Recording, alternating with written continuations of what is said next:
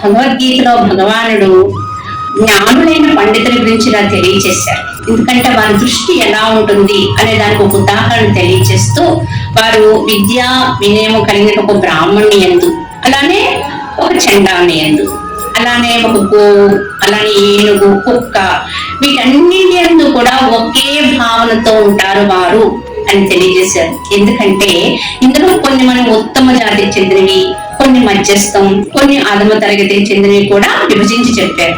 కానీ ఇవి ఏ జాతికి చెందినవి, ఏ తరగతికి చెందినవి అనేది కాదు. జ్ఞాన దృష్టి ఎట్లా ఉంటుందంటే వాటన్నింటిలో ఉన్నటువంటి ఏకమైనటువంటి, అంటే అవన్నీ కూడా పనిచేయటానికి ఆధారమైనటువంటి ఆ పరమ చైతన్యం, ఆ బ్రహ్మముని దర్శించి వారు నమస్కరిస్తూ ఉంటారు. వారి దృష్టి అట్లా ఉంటుంది.